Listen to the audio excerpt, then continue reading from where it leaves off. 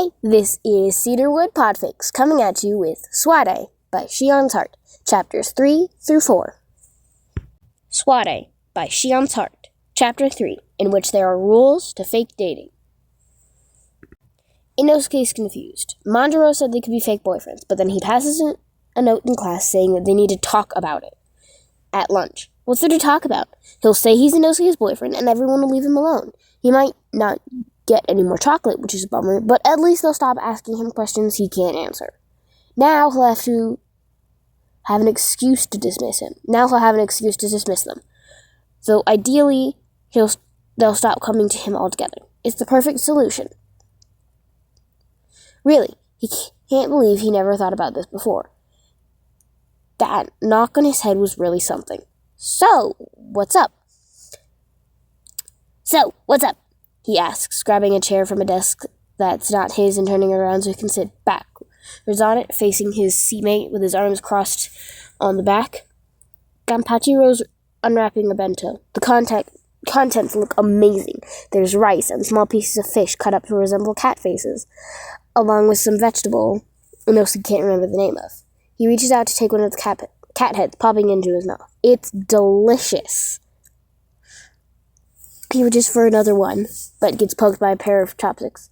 You're eating my lunch! I don't have one. I'm hungry, Inosuke insists, reaching for another cat. This time, there's no retaliation, though Kintaro sighs. Okay, well, we need to talk about this boyfriend thing, Manjiro clarifies, as though Inosuke can't remember what he just did that morning. It's a fair assumption, actually, considering Inosuke forgets a lot of things. Yes, you'll say you're my boyfriend, and everyone gets off my back, Inosuke replies, dodging the chopsticks to grab another cat-faced fish. They're almost gone now, sadly. What's-his-face eats around his hands, focusing on the rice and vegetables. But we can't just say it, can we? I mean, everyone saw us fight yesterday. They're not going to believe we suddenly fell in love the next day. People in love fight all the time, Inosuke points out, sucking fish juice off his fingers and wishing there were more. He eyes the vegetables, wondering if they'll taste good. Or just gross. Do they? Kamado, that's his family name, Inosuke remembers. Asks, blinking at him. I mean, I know some do. I don't think I want to be the type of partner that fights with their significant other all the time. I'd rather get along with them. It's nicer. Inosuke grunts at that, guessing he can try to get along with Kamado. It won't kill him, probably. He still wants to fight him, though. If he makes a rule against headbutts, Inosuke will definitely win. Anyways, I don't think we just say that we're boyfriends. We should show it, too. It'll be more convincing that way. Inosuke can't argue with that logic. Okay. He agrees, grabbing a vegetable. After all, he eats it. It's good. He takes another one and reaches for a third before he realizes Kamado's watching him, waiting for something. He narrows his eyes. What? I'm waiting for you to tell me what to do. Oh, I have no idea. Inosuke's never had a boyfriend before. How is he supposed to know how it works? I don't really know either, Kamado admits, tilting his head and scratching the side of his face with one finger as he observes the half-eaten contents of his bento. I've never had a boyfriend. Ha! Loser! Inosuke grins. Kamado shrugs. I've never had time for one. I have a lot of responsibilities. That's why I need to know what you want out of this, so I can work it into my schedule. I can't really go on dates or things like that. Inosuke tilts his head. Dates. Dates are things couples go on. He knows that from movies. They usually go to dinner and a movie, right? Sounds boring. Dinner sounds good, but Inosuke can never sit still or stay quiet during movies. We don't have to go on dates. Inosuke snaps his fingers as the perfect idea comes to him. I know. You can make me some chocolates, Kamado sighs. I just told you I don't have a lot of time. I can't make you chocolates, Inosuke-kun. Sorry, Inosuke frowns. Buy me some then, Kamado pauses. I guess I can do that. Every day. Not every day. I'll go broke. Once a week. Fine. Kamado smiles, eating some more rice before pushing the bento across the desk and laying the chopsticks across it. Here, you can have the rest for now. You can eat the rest for now. Inosuke takes it without a second thought, scarfing down the last of the rice and vegetables. It's delicious. Do you make these? You should make me some too. A boyfriend being bento boxes for 2 people. My sister makes them. I can ask if she minds making another. Kamado studies him. Does your mother not make you lunch? Inosuke freezes, chopsticks halfway to his mouth, as the food suddenly turns into stone at the base of his stomach. For just a moment, the flickering image of his mother's face comes to him, streaked with tears and blood, growing smaller as she's dragged away by someone. Inosuke can never see the person's face, no matter how hard he tries.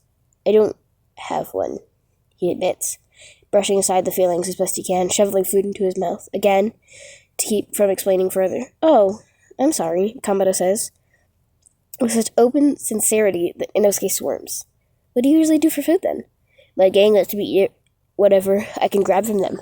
They fight me. They fight really well, but I'm stronger, so dinner's always good. I don't have anyone to fight for lunch, though. When I tried last year, I got in trouble. Inosuke frowns. You shouldn't have to fight people for food, he shakes his head. I'll start bringing you bento, and if we don't have enough for one every day, you can share mine. Inosuke grins. That'll show you my boyfriend for real. For sure, not for real.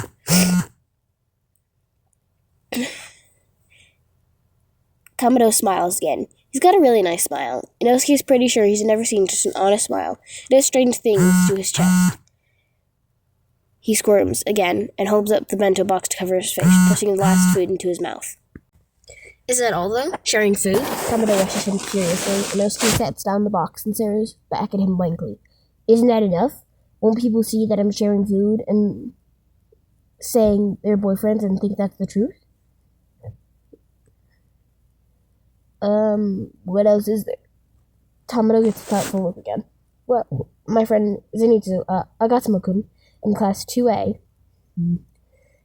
says that couples do things like hold hands and go to festivals and the Christmas and autumn illuminations. I don't know if... Hey, how long is this supposed to last anyway? Sorry about the constant dinging. One of my friends is texting me. Inosuke shrugs. I don't know. The rest of the school year? I probably won't be back for 3rd year. Kamado stares. You're going to drop out? Probably. I'd have to beat the big boss first, but I'll definitely do that before next year. Inosuke nods, crossing his arms over his chest.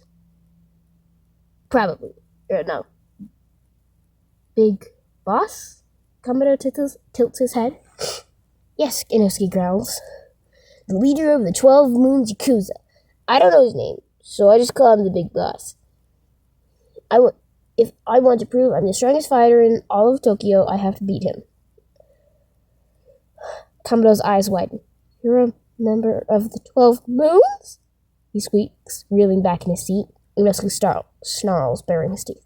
No, I wouldn't want to be a member of that gang. They're awful people. I'm a member of the Rage Hogs. The Rage Hogs, see?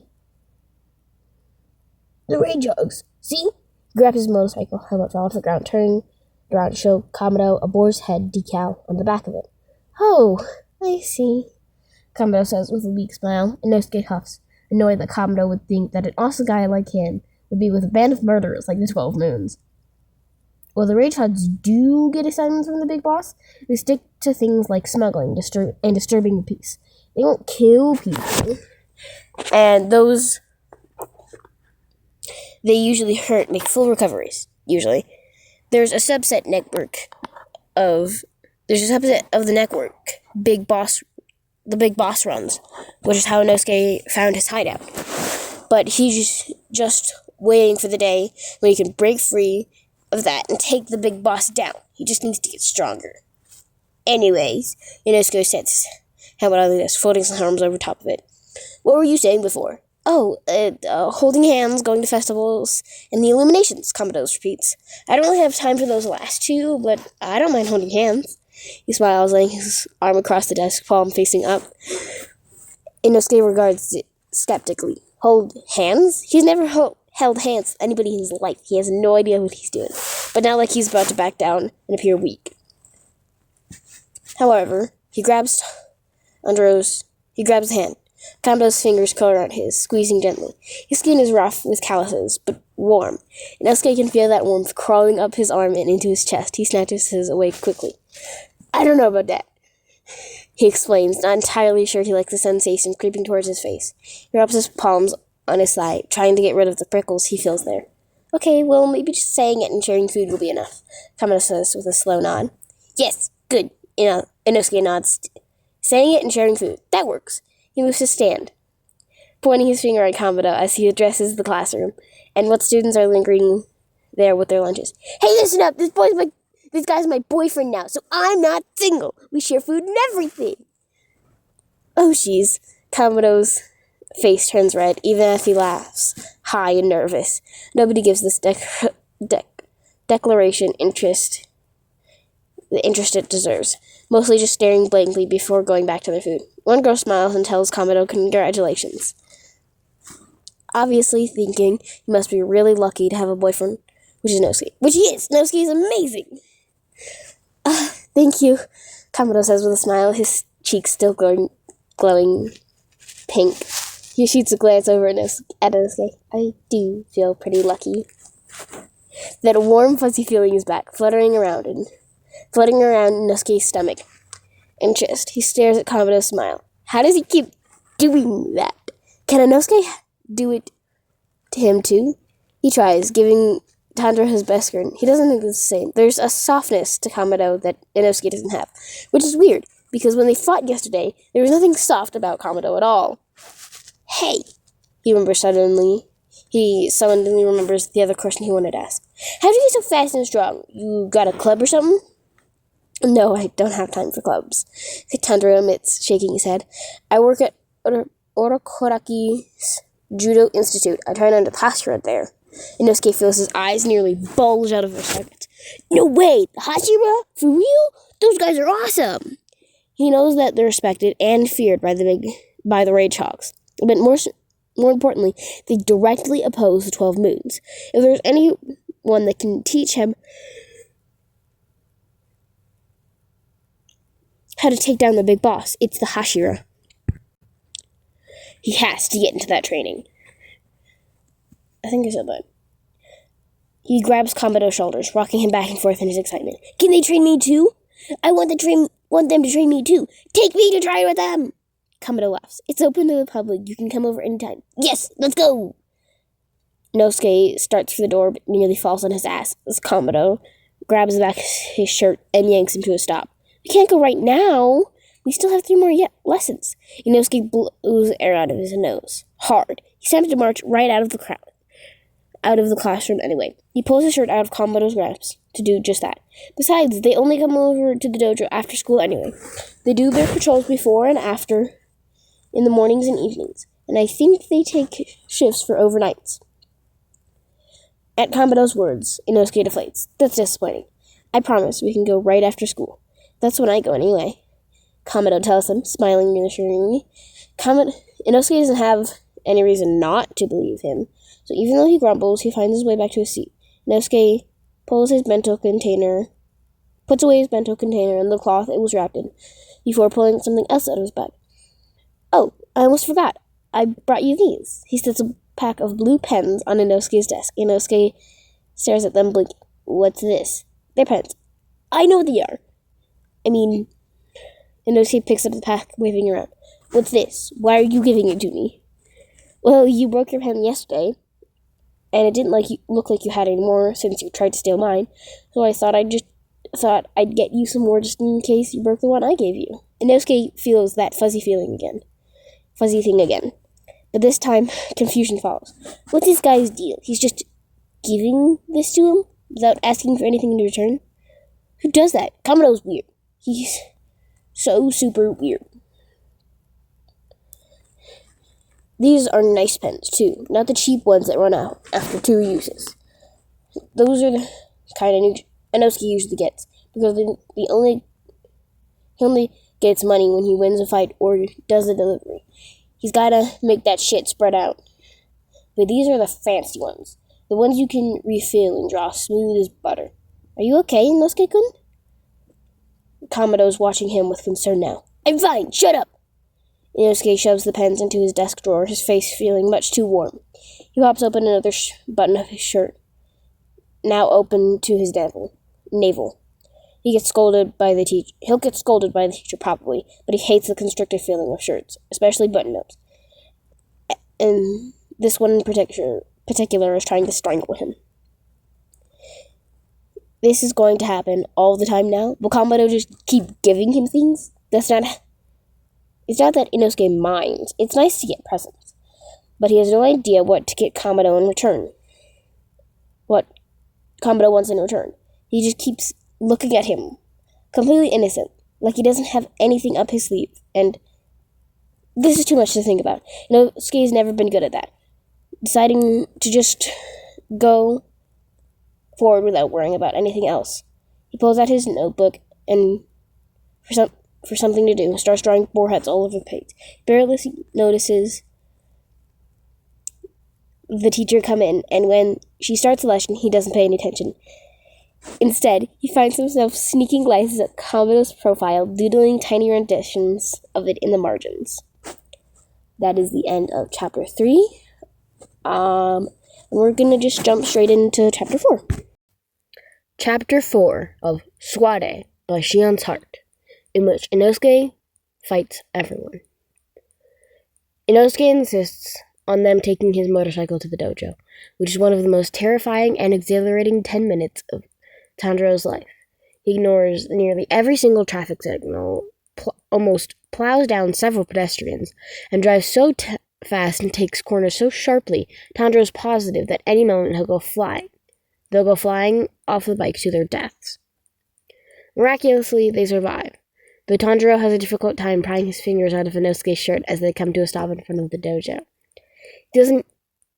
Turns out he doesn't even need to, because Inosuke slips right out of it, barreling into the building as soon as he shuts off the engine, yelling for someone to fight him. Tanjiro stares down at the white shirt in his hand before carefully folding it and setting it on the motorcycle seat, trying to get his heart to stop pounding so quickly.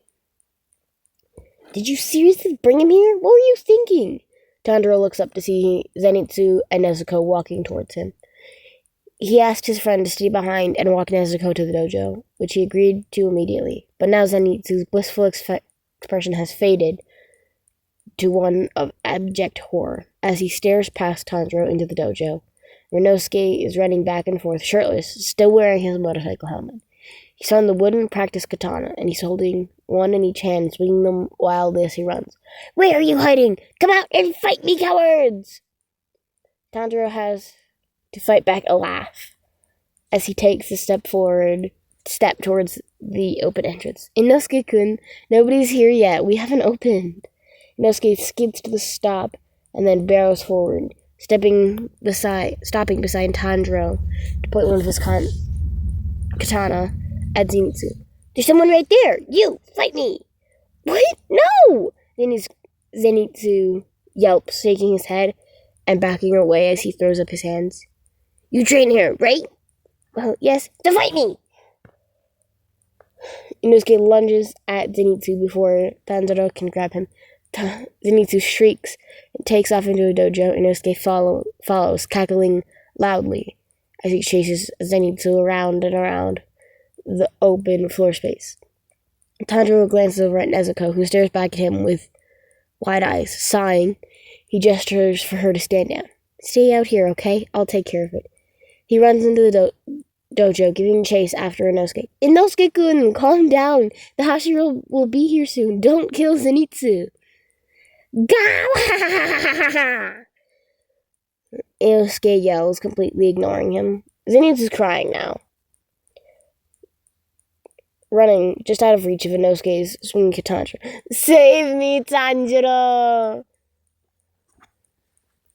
Taking control of his breathing, Inosuke gathers his strength and pushes it into his legs, increasing his speed with a short burst that allows him to tackle Inosuke to the ground from behind. He proceeds to sit on the guy's back, grabbing both his wrists to pin him to the floor.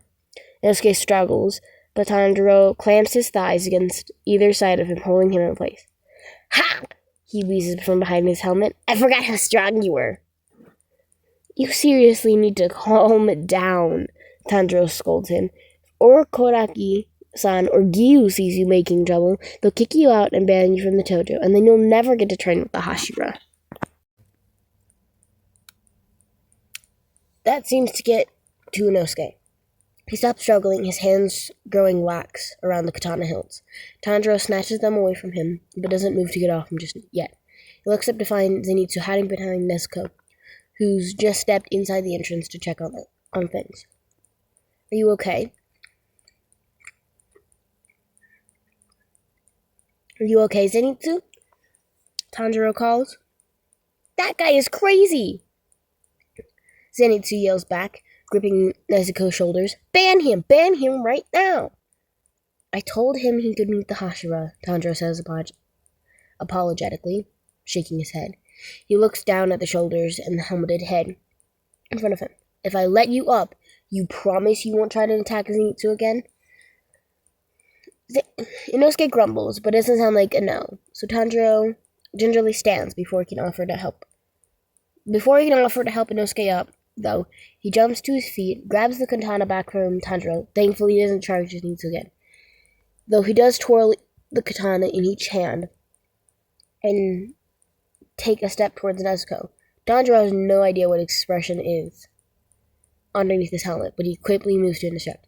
Just to warn you, if you ever lay a hand on my sister, I'll never forgive you. He says as seriously as possible, his lips pursed. Inosuke pauses, pointing one of the katanas at Nezuko. That's your sister? Tanjiro nods.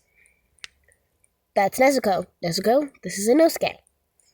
Nezuko glances between the two of them for a moment before offering Inosuke one of her best smiles. Tanjiro's surprised, though he's more surprised by the way Inosuke's arms go slack, falling to his side. He's completely docile suddenly, sitting cross-legged on the floor, laying the two-wooden katana across his lap. I'll wait here for the Hashira, he declares.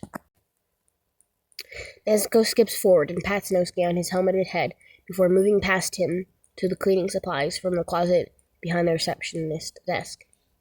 Tanjiro sighs, moving to sit next to Inosuke to start his stretches. The Hashira are really strong. You can't just go rushing at them like that. They'll beat you for sure, he says. Let me pick one of them for you. For training, okay? You'll eventually train with each one, but you have to be respectful or else they're going to kick you out. Inosuke puffs out his chest. I'm going to beat all of them, and you, and then the big boss. Tanjiro smiles. He definitely has the enthusiasm, if not the foresight. He doesn't doubt that Inosuke can get stronger. In fact, he's kind of looking forward to watching him grow. If he can grow strong enough to help the Hashira take down the 12 moons, that'll be even better. Tanjiro just hopes he'll get better at working with others instead of charging ahead by himself. He really doesn't want to see Inosuke get hurt. Right, of course, but you'll have to work up to that, you know. So, for right now, listen to what they tell you to do. I'll be cheering you on. Thankfully, Inosuke listens to him. Mostly. He doesn't immediately run up to Himejima to challenge him, singling him out as the biggest, most intimidating one. He's laid out flat on his back by Iguro, though, who tells him not to be presumptuous. A word Tanjiro's pretty sure Inosuke doesn't even understand. Rengoku's amused by Tanjiro's enthusiasm, though, so he offers to train the guy first. It's the first time Tanjiro's actually seen Inosuke spar seriously with someone. His moves are quick, but his form is sloppy and uncoordinated. Looks like he's developed a style on his own, as there are a few moves Tanjiro has never seen before. His strength is impressive, and as is his speed, but he's no match for Rengoku, who knocks him down over and over. Inosuke doesn't get discouraged, though, only hops back up to charge at Rengoku again, till he's staggering, bruised, and wheezing from dehydration. Inosuke-kun, you need a break, Tanjiro calls to him from where he, Zenitsu, and Nezuko stand by the water cooler, waving him over. What are you doing? Zenitsu hisses softly. Don't invite him over here. I'm fine. Inosuke shouts back stubbornly. I can go forever. I'm Inosuke, Lord of the Beasts. But as he turns to charge Rengoku once more, with a yell, steps waver and he falls flat on his face. Inosuke! Tanjiro grabs a bottle of water from behind reception, ignoring Aoi's shouts of indignation. He rushes over to Inosuke's side, where Rengoku is kneeling, turning him over carefully onto his back. I love your passion, but you should really stay hydrated. Your body needs water to survive, Rengoku exclaims. Tanjiro sets the water down, pulling Inosuke's upper torso onto his lap before unbuckling the helmet and pulling it off his head. Inosuke's face is bright red. His dark hair with its blue tips plastered against his head with sweat. He's gasping for breath, even as he lifts a trembling fist, swinging it weakly towards Rengoku's chin. All the man has to do is lean back slightly to avoid it. Fight me! He wheezes, gritting his teeth. Stop that! Tanjiro instructs, grabbing his wrist and pulling his arm down. He meets little resistance. Picking up the water bottle, he unscrews the cap before holding it to Inosuke's lips, propping his head up to help him drink. I know you want to get stronger, but that's something that takes time. You have to build up your strength a little bit every day. Your body will break down if you don't care for it. Shut up. I know that. Inosuke snaps half-heartedly as he gulps down the water. Oh, this one's got great fighting spirit, Rengoku beams. I think he'll do really well here. Thank you for taking care of him, Tanjiro tells him, bowing as best he can over Inosuke's head. I have other students now. You can take care of him too, young Tanjiro. Rengoku stands, pointing down at him before walking off. Yes, Rengoku-sensei, Tanjiro calls after him. Inosuke struggles to sit up then, so Tanjiro helps him. Careful, you might still be dizzy, he cautions, biting his lip. He finds himself staring at Inosuke, as Inosuke shakes hair out of his eyes. He's still ridiculously pretty, even red-faced and sweaty like this. His chest and arms are thick and toned with muscle, and a lot more than Tanjiro first noticed. The direct contrast to the feminine features of his face, and a confused something tickles in his stomach. It doesn't escape his notice, though, that there are a lot of scars across his back, chest, and arms, too. With a faint frown, he reaches out to touch one near Inosuke's hip bone. The other flinches away from it. What are you doing? You have so many scars. Yeah, so that's what happens when you're an awesome fighter. They're battle scars. You're only 16, though, right? Like me? So, it's just, they don't see a lot of 16-year-olds with so many scars. I'm not like normal 16-year-olds. I'm better. Tanjiro smiles indulgently. You fought well against Rengoku-san. I was impressed. Of course you were, Inosuke says smugly, looking pleased. I'm amazing. Tanjiro stands, holding his hand out to help Inosuke up. After a moment, Inosuke grabs his hands and allows him to hoist him to his feet. Will you please come over and get more water with us? It's not like they're going to stop you from continuing training if you take a break. Inosuke lifts his chin into the air. Fine, but only because I was thirsty anyways. Of course, Tanjiro agrees, with a nod and another smile. You're supposed to drink when you're thirsty. Nezuko's waiting for them with more bottles of water and some Pocari Sweat. Inosuke takes his without saying thanks, so Tanjiro thanks her for both of them. After gulping down half the bottle, Inosuke wipes his mouth with the back of his arm and points at Nezuko. What's up with her? She's weird. Zenitsu gasps, scandalized. How dare you! Nezuko-chan is a precious angel who's too good for this world. You shouldn't even dare to look upon her great beauty. Tanjiro somewhat offended himself, but he reminds himself that Inosuke doesn't know their story or why Nezuko doesn't talk. Our family died in a fire a couple years ago. Nezuko was the only survivor other than me, he explains, picking the label on his Pocari Sweat. His chest tightened with a familiar ache. She hasn't talked since then. Oh. Inosuke doesn't seem to have a retort for that. He downs the rest of his drink, giving Tanjiro a sideways glance before bowing to Nezuko, holding at the Now empty bottle. Thanks for the Picari sweat. Tanjiro smiles and pats his head, taking the bottle from him. Inosuke straightens quickly and turns away, taking a deep breath before racing towards Rengoku with a battle cry.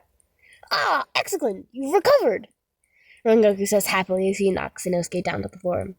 Let's keep doing our best, Inosuke-kun. Inosuke jumps up with a roar and continues. Tanjiro notices, though, that he's adjusting his style to Rengoku's instruction. His form less amateur than before. Tanjiro's attention is pulled away by his own training then, and throws himself into it with as much enthusiasm as he can muster, boldened by Inosuke's. At the end of the session, he's more tired than he has been in a long time. But he feels good about how he did. He remembers his class with a small groan, suddenly wishing he didn't go all out. I teach a group of elementary school kids after each session, so I have to stay here, he explains as he walks Inosuke back to his motorcycle. If you want to stick around, though, I'm sure Kodaki-san would love to meet you. You could have dinner with us. Inosuke shakes his head. The Roadhogs, I think it's supposed to be Rage Hogs, have an assignment tonight. I gotta get back. Oh, you don't, these assignments, you're not hurting anyone, are you? Ha! No, not unless they get in their way. I see. A small kernel of disappointment tangles with the other strange feelings that he's been experiencing today. He hoped Inosuke would say that they didn't hurt anyone at all, but that's probably realistic. Well, I hope nobody gets in your way tonight, then. Me too, Inosuke grins, pulling his helmet back on. See you later, Manjiro. It's Tanjiro. His voice is lost in the loud roar of the motorcycle engine. And the next thing he knows, he's standing alone in the parking lot of the dojo, watching Inosuke disappear into the distance. It's only then that he knows Inosuke forgot its shirt. It lies where it fluttered off the back of the motorcycle. Tanjiro bends to pick it up, folding it up once more, holding it to his chest. With a sigh, he turns and re-enters the dojo. Okay, that is the end of the chapter 4 of Suadade by Shion's Heart. I'll do chapters 5 and 6 another time. I haven't even finished the entire thing. I'm only on chapter 11 or 12 myself. So I'll update you as I go. Anyways, thanks for watching and have a great day. This is Cedarwood Podfix signing out.